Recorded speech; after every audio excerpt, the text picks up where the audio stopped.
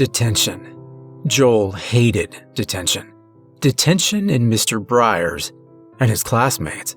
Detention, Mr. Briers and his classmates. And school in general. Pretty much anything and anyone associated with school he hated. Not that he showed it, though. He was pretty good at playing the game in company and to his parents, but that didn't do anything to reduce his dislike of it all. Detention was at number 1, though, on his list of hates. Mr. Briers had picked him out at the end of his final class of the day for some minor infraction, dumping him in an empty classroom with orders to read a book silently, with the added kicker that he couldn't leave until he'd finished it. He hadn't argued. Mr. Briers had it in for him for some reason, always singling him out, always watching him from the corner of his eye. Whatever. Going with the flow seemed the best option to deal with the asshole for the time being. Joel turned the book over in his hands. It was a light, slim book. The cover a garish cartoon picture of various men dressed in green tights and tunics carrying a variety of swords and wooden staffs, except for the one stood in the middle of the group holding a bow and bearing a wide smile on a blonde mustached face beneath a hood. Joel groaned inwardly as he read the title in typical Old English font emblazoned across the top. A Tale of Sherwood Forest. A choose-your-own-fate adventure. Great, he thought sarcastically. It was one of those books, the kind where you had to select from a set of options and flip to another page depending on your choice. On and on until your character died or achieved some kind of bullshit goal. The last time he'd read one of these, he must have been 10 or 11, and even then he'd grown bored with it and hadn't finished. Mr. Briers would probably test him on it when he came back, like the unapologetic shit he was, so he'd best just get it over with. Slouching back in his chair, Joel turned to the first page. Welcome, adventurer. You have come seeking fame and fortune by joining Robin Hood's merry men.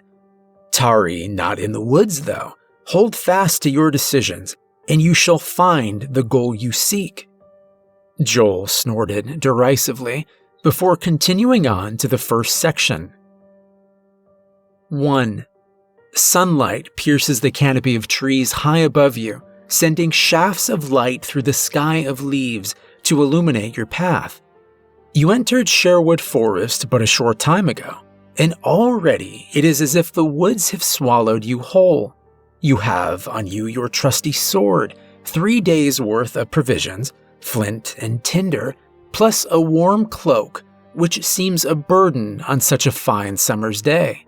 The forest path is wide, the day pleasant, and your heart beats strongly in your chest. Today is the day when you shall achieve your goal. You will find Sir Robin of Locksley, the fabled Robin Hood, and join his troop of merry men. It's not long before you come upon a fork in the path. To the left, it curls off toward an area of the forest where a villager told you a small river runs through. But there are plenty of man-made fordings available should you look. To the right, the path is more or less straight, but appears to head into a dark, dense part of the forest, which looks rather foreboding. If you wish to go left toward the river, turn to 8. If you wish to go right down the ominous forest path, turn to 11. It read like any of these books he'd picked up before. Joel looked at the options. Only an idiot goes looking for trouble in dark and foreboding places, he thought. And wasn't a river crossing in a contest a part of the Robin Hood legend? He chose accordingly. 8. Before you even see the river, your eyes pick out the sound of swift running water somewhere up ahead. You quicken your pace, eager to both see the source of the sound, but also to splash some water in your face to relieve yourself of some of the heat you feel from such a long walk. You pass a large gnarled oak tree, and finally see the fast-flowing river, the sunlight bouncing off its surface, and is that a fish or two you see slicing around beneath? Kneeling by the bank, you dip your cloth into the cool, refreshing water, then lift it and place it gingerly on the back of your neck. The initial cold is a shock, but a welcome one, and you feel the coolness spread across your body. The bigger shock, though, is when you hear a loud voice calling from across the way. "Oh, stranger, if you seek to cross this river, you must first pass me." You look up in surprise and see a giant of a man, dressed in a dark brown leather jerkin with hands almost as big as the thick beard upon his rugged face, stood on the opposite bank next to a large log which breasts the river. In his right hand stands a long, thick piece of wood. You recognize it as a quarterstaff, and that he must be none other than Little John himself, one of the fabled merry men you seek. In an instant, you understand his meaning, and looking next to the large log on your side of the bank is another quarterstaff, obviously for the use of travelers such as you. Finally, a chance to prove yourself. Despite your eagerness, however, he does look rather large, and you wonder at your chances. If you wish to fight Little John, turn to 15. If you wish to return the way you came and try the other path, turn to 11. Ha! He knew it. Barely in and he was already dealing with one of the merry men. Joel wanted this over with, so going back wasn't an option. Best to carry on forward and get it done. 15. Eagerly, you sweep the quarterstaff up in your hand and approach the log bridge. As you step on carefully, so does Little John, easily twirling the quarterstaff in his hands. You wonder to yourself how many people have come this way before, only to find themselves swiftly beaten and pushed into the river. That your opponent is confident there is no doubt, but if the stories are true, his naivety is just as strong as his biceps. Should you fight fairly, or trick him somehow? If you still wish to retreat and try the other path, turn to 11. If you wish to fight fairly, turn to 18. If you wish to cheat, turn to 23. Now that was an interesting option, he thought. Again, going back wasn't going to happen. Of the other two choices, though, Joel knew which one he leaned towards. Fighting fairly might be the more honorable way, but to him, the result was always the key factor to his way of thinking. 23. As you approach him, you raise your quarterstaff in what you hope is a defensive position. He smiles good-humoredly, rolls his shoulders to loosen himself up, winks, and quickly raises his staff for an almighty blow.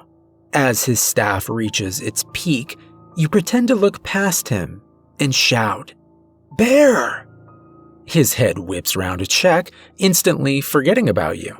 You take your chance, raise your staff high, and aim a truly thunderous whack across his skull. Your arms vibrate with the impact, and you think you're going to drop the staff. Nervously, you watch as Little John turns his head back to face you. His face moves quickly, from confusion to anger, and then dazed. He falls to his knees and topples off the log, but is still able in his daze to roughly grab at a protruding broken branch on the underside of the trunk. The cold water returns him partly to his senses, and he slowly grins up at you before speaking. "Well done, stranger. Robin has need of men with sense as well as strength. Give me a hand up and I'll take you to him." If you offer him your hand, turn to 26. If you wait for him to climb back up himself, turn to 31. It was a difficult choice, Joel realized. Offering to help him up would put him in a dangerous position. Off balance, Little John could pull him into the water or anything. Joel could see the way the book was heading, though. Once you bested an opponent in this fairy tale land of good and evil, you always fell back on the honorable option. He thought it was a load of crap, but the answer the book was expecting was obvious at this point. 26. You look down at Little John, bedraggled and wet and being slammed by the river, and offer your hand to help him up. As he reaches up to grasp your hand, though, you instead wrap your offered hand once more around the quarterstaff and drive its end into his face, catching him off guard. You feel the impact resonate up the wood as his nose shatters beneath the blow. He bellows in rage and agony, one hand moving to cover his now bloody face. You quickly strike at his remaining hand, holding onto the branch under the log, and hear the satisfying crack of broken bone. He yells once more and releases his hold, the river quickly drawing him under and away. You watch him struggle for a short while, then throw both quarterstaffs into the water and carry on your way. Turn to 28. Okay, thought Joel. What the hell just happened? He hadn't expected that at all. Thinking about it, though, it made a lot of sense. Who knew what Little John might have tried? His character's response was sensible. He'd lulled his opponent and then acted, removing a potential danger. Joel found himself warming to this book. 28. The path on the other side of the river is barely visible, and so obviously not a commonly used means of moving through Sherwood Forest. Logically, therefore, it must be a route used only by the merry men and Robin Hood himself. Gradually, the path grows narrower, the trees thinner and closer together on each side, until finally the path appears to be a corridor of trees leading to a dead end, but with two large arches with a bowman stood in front of each. They look like twins, an image reinforced by them both speaking at the same time and with the same words as you approach. Greetings, stranger. You have bested Little John, but wisdom is as valuable a skill with weapons in Robin's camp. Behind us lie two ways forward. One leads onto the camp, the other to a hidden pit filled with wooden stakes. You may ask one of us a single question, but beware, one of us will lie and the other tell the truth. Which route do you choose? You try to see any differences in the paths beyond the arches, but they look identical. Your only choices appear to be to ask the bowman or take a chance and pick a route at random. If you take the left arch, turn to 36. If you take the right, turn to 38. If you ask one of the bowmen which archway leads to the camp, turn to 42. If you ask one of the bowmen which archway the other bowman will say leads to the camp, turn to 62. If you use intimidation on the bowman, turn to 49. Now that was a curious last option, Joel thought. The first two random choices didn't appeal, and whilst he was confident in his logic what the right choice was, he was drawn to the last action. It made a lot more sense to him, skipping the need to risk a correct answer against one he could guarantee if approached right. 49. You walk slowly up to one of the bowmen, rubbing your chin thoughtfully as if thinking of an appropriate question. Abruptly, you draw your sword, catching them off guard and grabbing the nearest from behind, placing your blade against his throat before the other can react. The one you are holding trembles beneath your grip, whilst the other watches you nervously, fingering his bow. If you ask the bowman to tell you which arch leads to the camp or you'll kill the one you're holding, turn to 43. If you kill the bowman you are holding immediately, turn to 47. Another interesting set of options. That threats were useful, Joel knew from past experience, but only if the other guy knew you'd carry them out. Carl, in 5th grade, had learned that lesson the hard way. The answer was obvious. 47. Without a flicker of emotion, you draw your sword across the throat of the man you are holding. He gurgles in alarm as the flesh parts and blood pours forth from the wound across his neck. Dropping him to the floor to breathe his last, you point your blade at the stomach of the other bowman.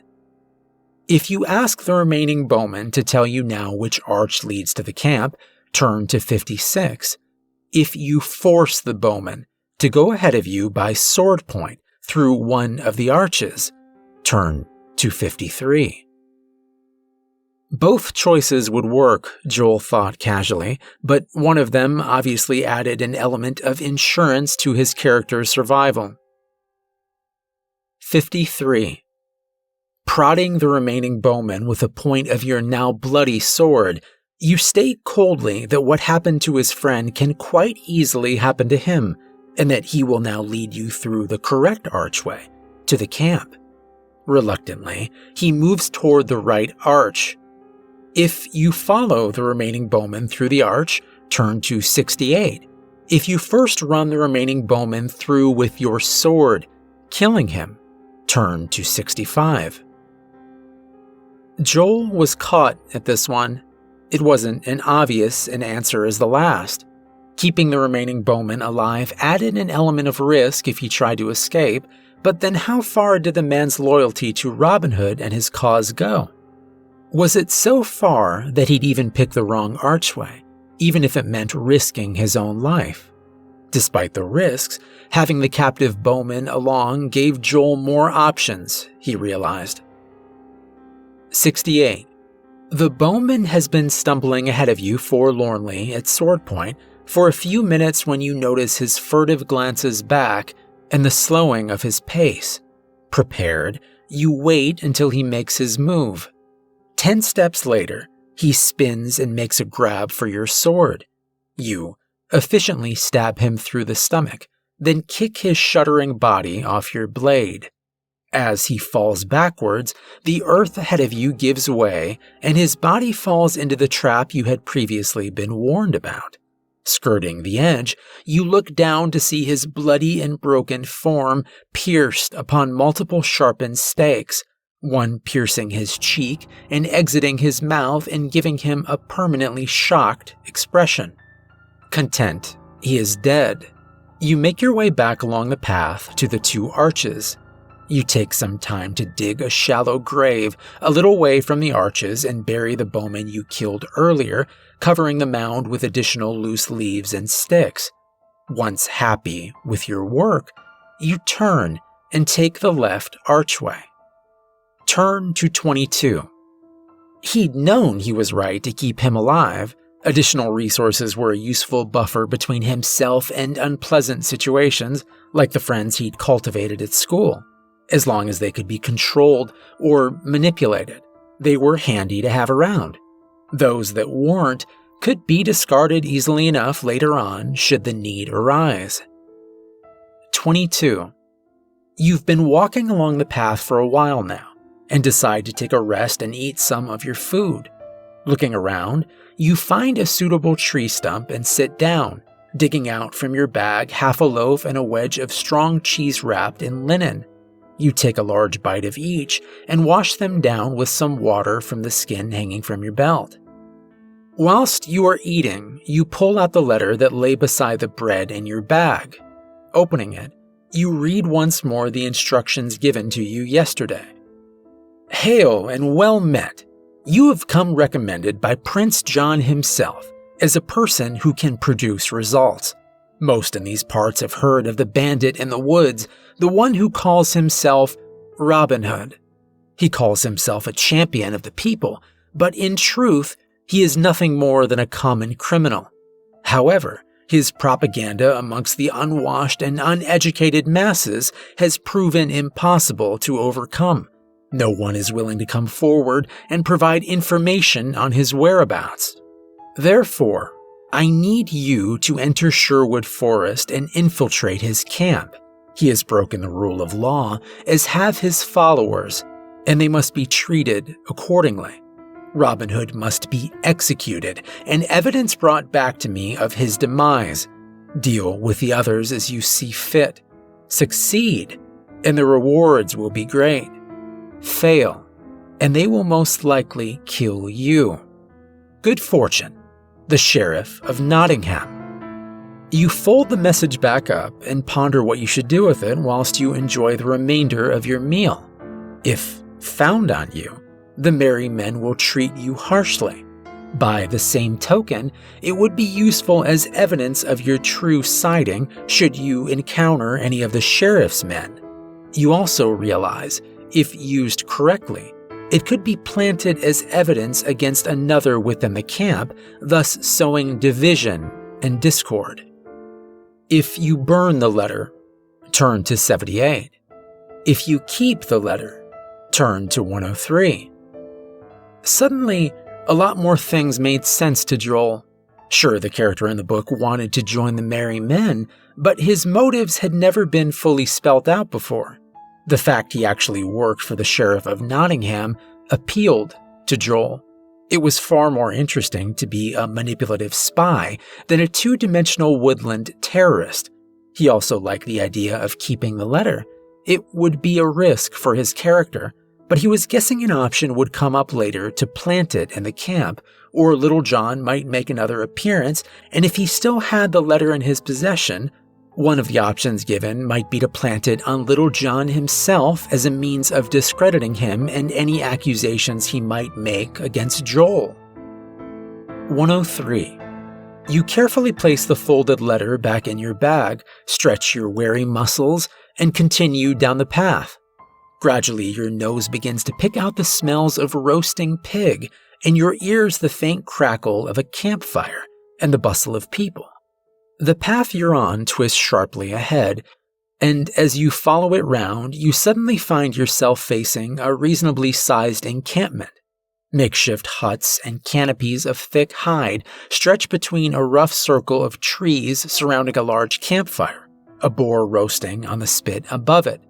Moving in and around the camp, you see a fair number of people, somewhere between 20 and 30, engaged in various activities. Some are checking their bows, a few engaged in mock sword battles, whilst others are mending tunics and shoes. Your eyes, though, are drawn to one man sat before the fire, a large hood covering his face, as two people sit either side talking earnestly to him in low whispers. You go to move forward when you feel the sharp point of an arrow tip sticking into the small of your back. Turning your head slightly, you see a stranger with a drawn bow behind you, who then reaches round and removes the sword from your scabbard. He does not speak, but prods you in the back a couple times with the arrow, indicating for you to move. Slowly, you walk forward toward the fire and the hooded man. If you want to try and escape, turn to 92. If you simply continue forward, turn to 79. Why try to escape, thought Joel. His character was where he wanted to be, and he doubted it would end well if his character tried to escape with a drawn bow pressing a sharp arrow into his back. No, now was the time to see how things would play out now that he'd reached his target. 79. As you get closer to the fire, the two men talking to the hooded man notice you and fall silent, turning to look hard-faced at you.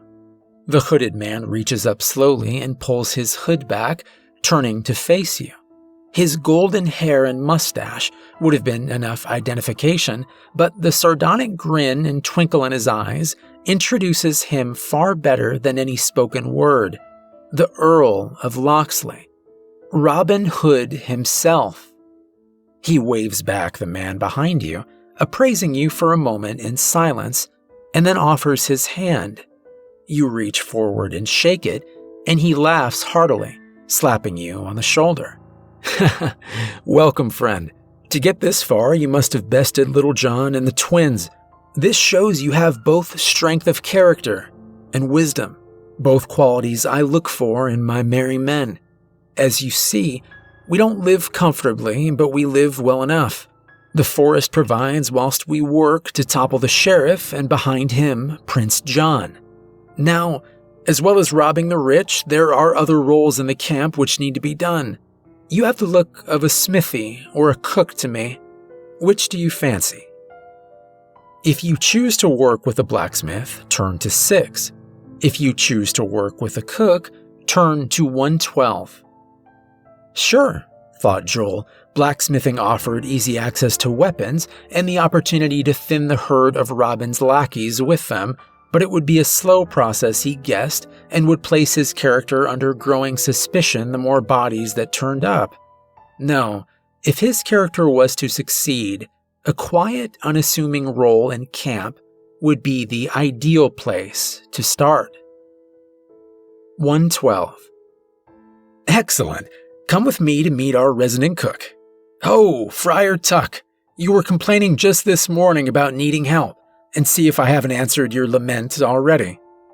Robin leads you round to the other side of the fire, where sits an overly large man in a friar's robes, stirring a large pot of vegetables over a smaller fire. He looks up from sipping from a wooden ladle, his cheeks ruddy and his eyes bright. Well, bless my soul, my prayers have been answered. No time like the present. Come help me with this evening's meal.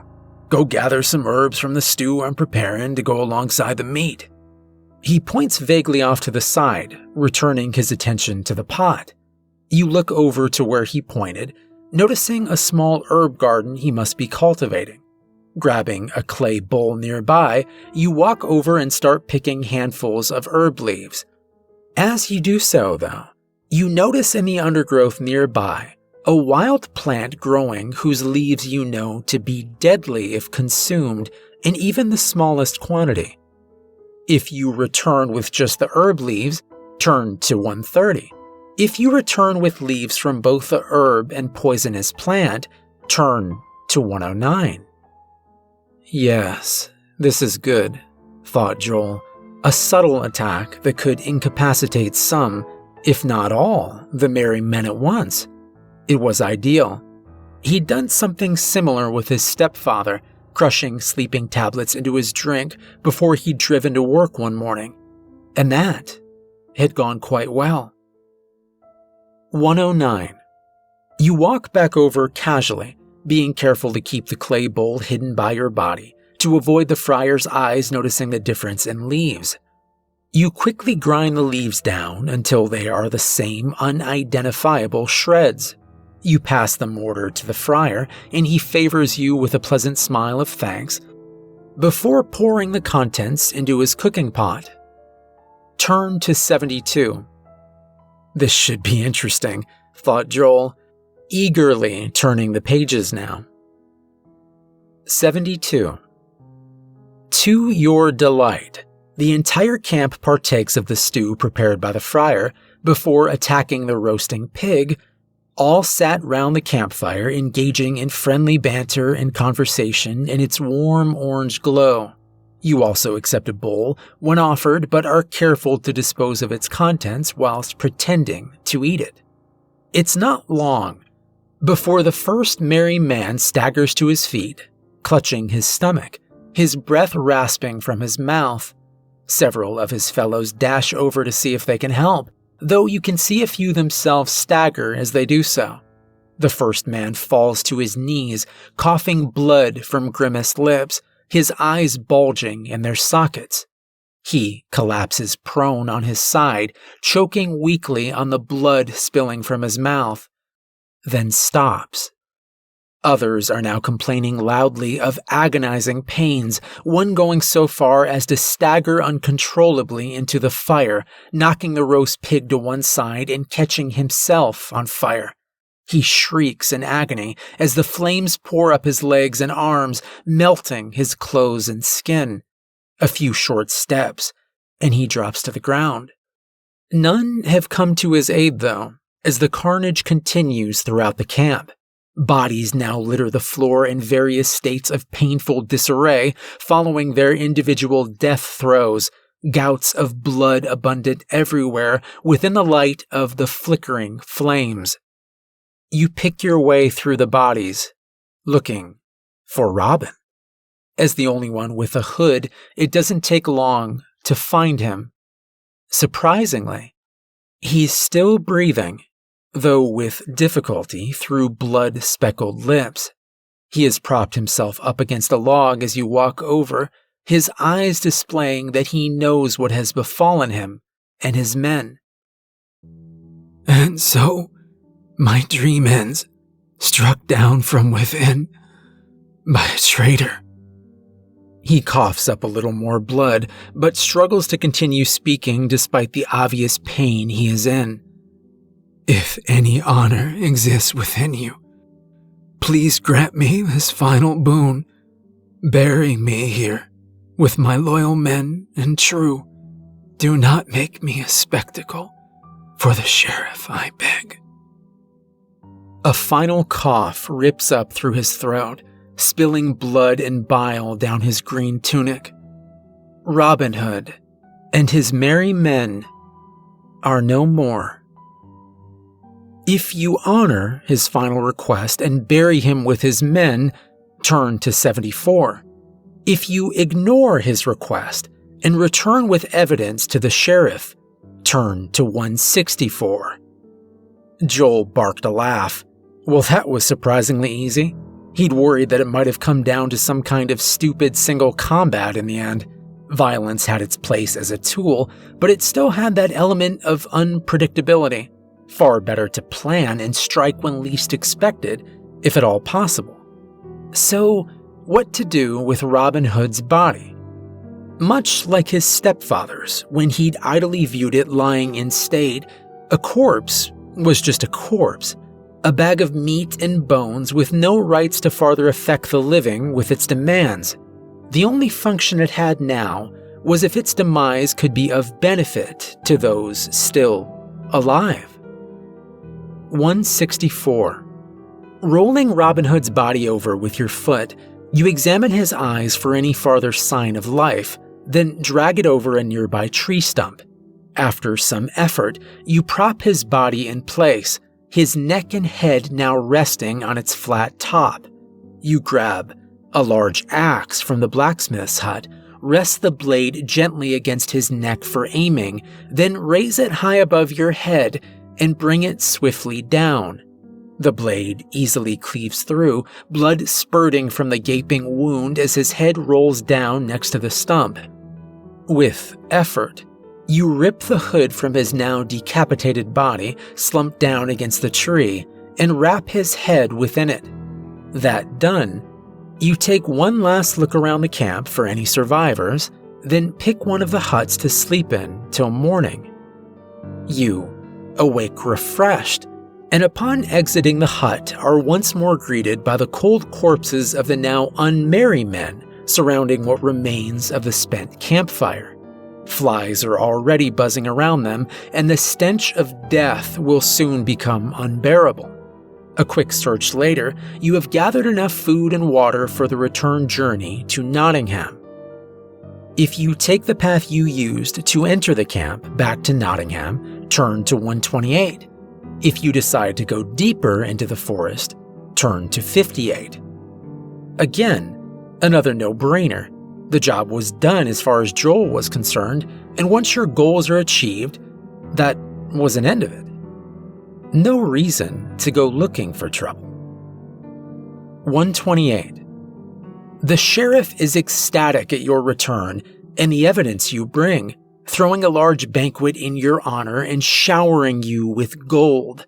He also mentions that Prince John has decreed that on the successful completion of your mission, you will be both knighted and awarded all the lands previously owned by the late Earl of Locksley. 3 days later, dressed in the fine garb of a nobleman and with your own servants, the sheriff bids you farewell from his castle as you leave to take up your new position. As you pass under the gates of the drawbridge, you look up to the battlements and nod in parting to the gray face watching, the dead eyes of Robin Hood gazing down upon you from atop a spike. The end. Now turn to 154. What? There's more? Probably a recommendation to read more of the books in the series, thought Joel. He had to admit, though, he'd like this book, despite his initial distaste for it. It appealed to him somehow, the answers more in line with his way of thinking. To his surprise, he found he was interested in seeing what the other books in the line had to offer. 154. Congratulations on completing the story, adventurer. But your adventures don't have to stop there. If you've reached this result straight through without cheating, we'll know if you have, and are interested in continuing your adventures. Ask the teacher who gave you this book for more details. They recognize something special in you, and we're always on the lookout for young people with a unique way of looking at the world. Your government needs people like you, and we can offer you real-life adventures you wouldn't believe. Training in all the cool skills you've read in this book and more, and the opportunity to travel the world. If you're interested, please turn to the inside of the back cover and fill in your name and address in the space provided before returning the book. See you soon, adventurer. Joel smiled to himself, a genuine one for a change rather than the one he mainly employed when in social situations. He pulled a pen from the bag at his feet and turned to the inside of the back cover. As he started to write his name, though, the thick paper tore. Joel swore under his breath and tried again slightly farther along from the tear. The same thing happened. Biting his lip to control his annoyance, he looked closer. The paper was far flimsier than it should have been, and was that writing visible underneath? Curious now, he tore the paper away and read what was written there. Thank you for your interest. You have decided to farther your adventures with us. Not all are selected, however, and there is one final requirement for your application. If you look closer at the cover of this book, you will find it has 2 plastic layers. Before returning this book to the teacher who gave it to you, please peel off the thin layer on top of the book just prior to handing it over, being careful not to touch the cover with your bare hands once you have done so. 1 to 2 weeks after your teacher's death, we will contact you farther. Mr. Breyer sat alone in his office, looking through a pile of student folders for new candidates. 2 years he'd been at the school. 2 damn years. Dealing with prepubescent teens who thought they knew everything and their asshole parents at PTA meetings. Out of 6 possibles over that time, only Joel had come closest. Shame. He'd had a good feeling about Joel. He had potential. Despite all the psych profiles and observation, it still came down to the book as the final test in Stage 1 recruitment. Despite your promise, you fail the book, then your journey ended there. Literally.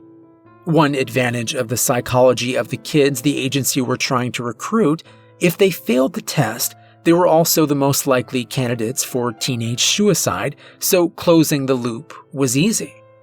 He looked over at Joel's book on the corner of his desk. Each candidate had their own book, tailored to them specifically, and supplied by the agency when they were to be tested. Company rules stated he wasn't allowed to read them himself, just hold on to them for a day after the test and wait for a call. If the call came, the candidate had got through. Otherwise, he just burnt the book, waited a month, and then staged the kid's suicide. Again, it was a shame the call hadn't come through. Joel had shown a lot of promise. Sighing, he leaned across his desk and picked the book up, turning it over in his hands, seeing Robin Hood's face beaming up at him amongst his gang of merry men. Yup, a real shame. Putting the book in his bag for disposal, he stood up and went to the bathroom to wash his hands. The kid must have spilt his soft drink on the cover or something, judging by the stickiness. Yeah, he had potential, all right. But obviously tidiness wasn't part of it.